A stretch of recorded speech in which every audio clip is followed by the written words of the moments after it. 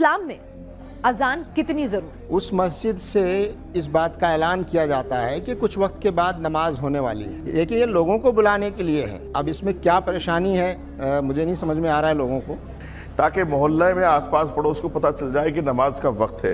कि माइक पर अगर सुप्रीम कोर्ट कोई टिप्पणी कर रहा है या सरकारें टिप्पणी कर रही हैं और किसी से माइक को तकलीफ होती है तो अजान का माइक में देने का कोई जवाज ही नहीं है। अब माइक आने के बाद भी एक लंबे जमाने तक ये मौलवी आपस में लड़ते रहे कि माइक में नमाज जायज है कि नहीं।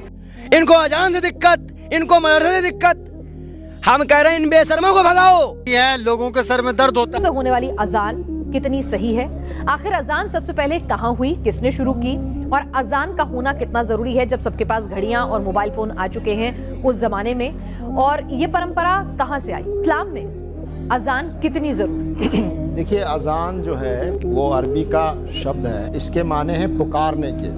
नमाज का वक्त होने पर उस मस्जिद से इस बात का ऐलान किया जाता है कि कुछ वक्त के बाद नमाज होने वाली है। बहुत से लोग ये समझते हैं कि भाई आप इतना ज़ोर से क्यों पुकार रहे हैं, क्या खुदा जो है खुदा को आप सुनाने के लिए? नहीं, खुदा तो जानता है, लेकिन ये लोगों को बुलाने के लिए है। और लोगों को बुलाने के लिए पहले तो ये था कि मस्जिद के किसी ऊँचे हिस्से पर या मीनार पर या कहीं चढ़कर लोग अजान देते थे ताकि दूर तक लोगों को आवाज़ पहुँच जाए कि भाई वक्त हो गया है, टाइम हो गया है, आप तशरीफ़ ले आइए।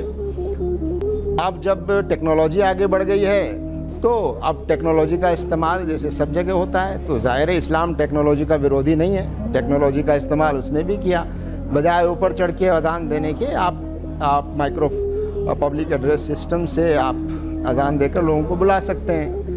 तो ये तो सिलसिला चल रहा है। अब इसमें क्या परेशानी है मुझे नहीं समझ में आ रहा है लोगों को। मुफ्ती वजाहत कासमी साहब, ये जानना चाहूंगी आपसे कि अजान का कॉन्सेप्ट कहाँ से आया?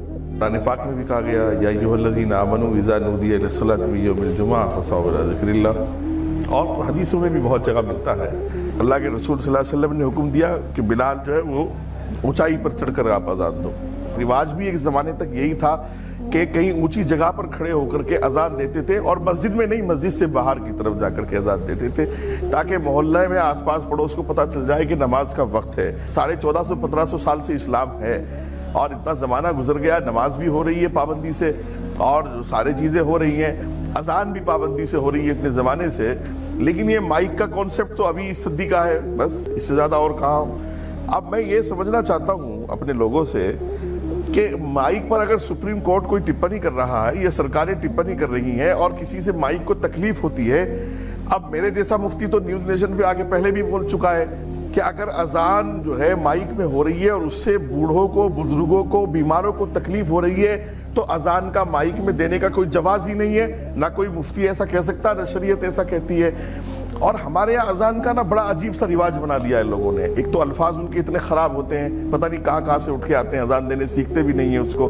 और एक अजान बहुत लंबी करके देंगे, बहुत लंबी, 2-2.5 मिनट की अजान को 8-10 मिनट में देंगे, और जितना माइक में और मतलब आला किस्म का लाउड स्पीकर आ सकता है ला करके जितना इको उसके अंदर दे सकते हैं इतना देंगे, और मस्जिद में नमाजी वही चंद हैं, 10 हैं, 15 हैं, 20 हैं। और मैं आपको एक कॉन्सेप्ट और बता रहा हूँ, चूंकि यहाँ जमात इस्लामी की रहनुमाई है, अभी प्रोफेसर साहब हैं, अभी अब माइक आने के बाद भी एक लंबे जमाने तक ये मौलवी आपस में लड़ते रहे कि माइक में नमाज जायज है कि नहीं, और माइक की आवाज़ असली है कि नहीं, आला मुकब्बिरुस सौत में नमाज जायज है कि नहीं।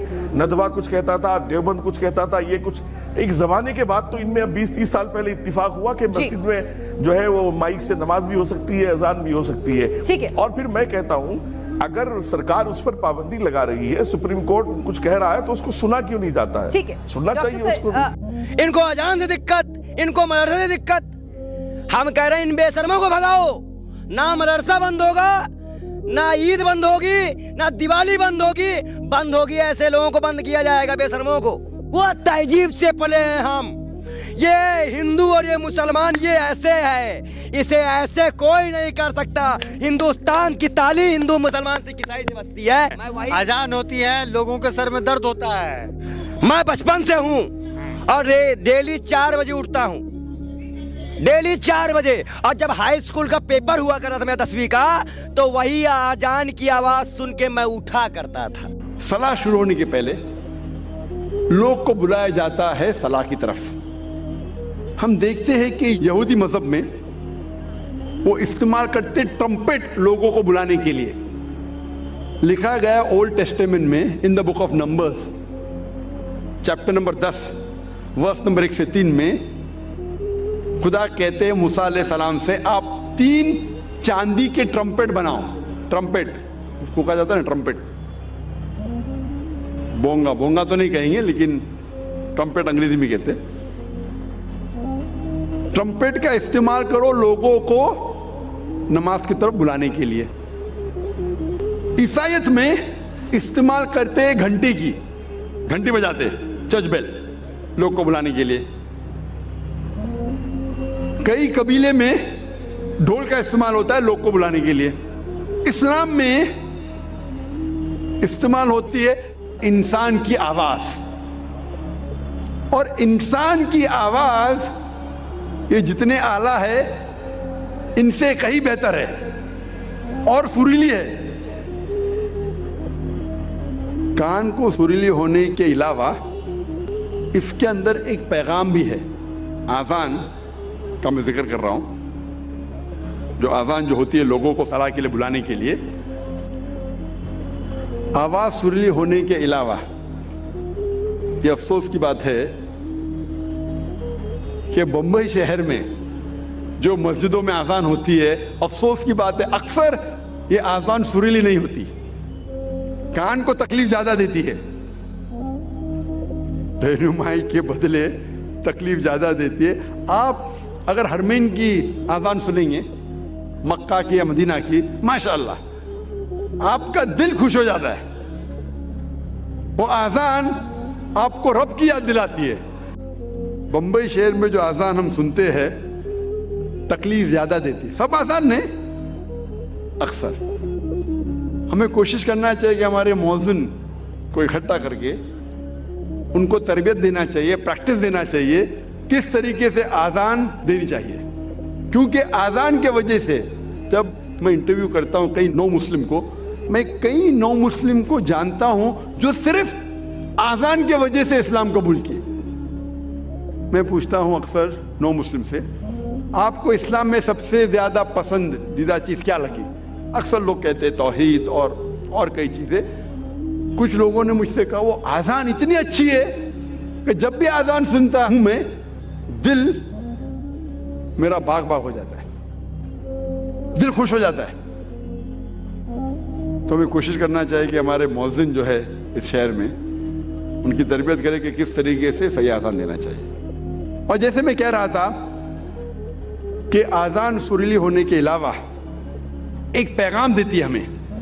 افسوس کی بات ہے کہ اکثر مسلمان آذان کی معنی جانتے ہی نہیں. جب مسلمان نہیں جانتے تو غیر مسلم کیسا جانے. اور میں ایک واقعہ آپ سے کہنا چاہتا ہوں, اور یہ حقیقت واقعہ ہے.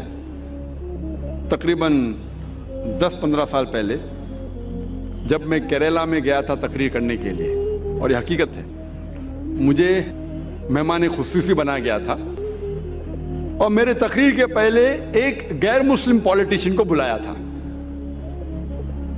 اور اپنے تقریر میں ہر پولیٹیشین جو غیر مسلم میں کوشش کرتا ہے کہ اگر مسلم گیدرنگ دیکھتا ہے تو وہ تعریف کرے گا اسلام کی. تو یہ غیر مسلم پولیٹیشین تعریف کرتے کرتے کہنے لگا کہ ہمارے اس دیش میں جو مسلمان مغل بادشاہ اکبر اتنے مہان کام کیے, اسی لیے مسلمان روز 5 بار اللہ اکبر کر کے اکبر بادشاہ کی تعریف کرتے. آپ سمجھ رہے ہیں یہ جوک ہے, جوک نہیں حقیقت ہے, اور میں خود گواہ ہوں. میں سٹیج پہ بیٹھا تھا, اچھا میرے تقریر کے پہلے اس نے کہا, تقریر میں نے اس کی غلط فہمی کو دور کیا کہ ہم مسلمان جب اللہ اکبر بولتے ہیں تو اکبر بادشاہ کی تعریف نہیں کرتے. اکبر بادشاہ تو موجود بھی نہیں تھا اس وقت, اللہ کے رسول کے ٹائم پہ اکبر بادشاہ کہاں تھے. جب اللہ اکبر کہتے ہیں اس کی یہ معنی ہے کہ اللہ سب سے بڑا ہے, اللہ از دا گریٹسٹ. اسی لیے ہر مسلمان کا فرض ہے کہ کم از کم وہ آذان کی معنی کو جانے تاکہ خود کے دل پہ اثر ہو اور ساتھ ساتھ جو لوگ کو اس کی معنی نہیں پتہ ہے، غیر مسلمانوں کو نہیں پتہ ہے، ان لوگوں کو اس کی معنی بتائے۔ اور اذان میں ہم 4 بار دہراتے اللہ اکبر اللہ اکبر اللہ اکبر اللہ اکبر، اللہ سب سے بڑا ہے، اللہ سب سے بڑا ہے، اللہ سب سے بڑا ہے، اللہ سب سے بڑا ہے۔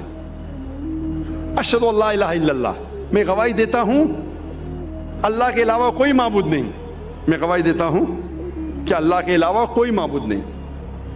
اشہد ان محمد رسول اللہ، میں گواہی دیتا ہوں کہ محمد صلی اللہ علیہ وسلم اللہ سبحانہ تعالیٰ کے رسول ہے، میں گواہی دیتا ہوں کہ محمد صلی اللہ علیہ وسلم اللہ کے رسول ہے۔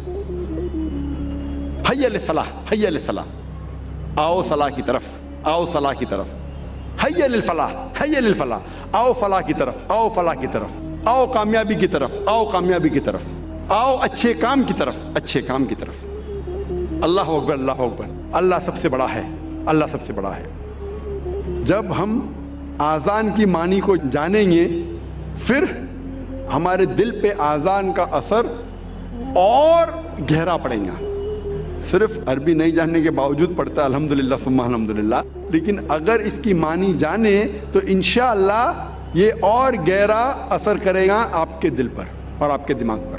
بسم اللہ الرحمن الرحیم۔ السلام علیکم دوستو، میں امید کرتا ہوں کہ تمام احباب خیریت سے ہوں گے اور ایمان اور صحت والی زندگی سے مستفیض ہو رہے ہوں گے۔ اللہ تعالی تمام مسلمانوں کو صحت اور عافیت والی اور ایمان اور اسلام والی زندگی عطا فرمائے۔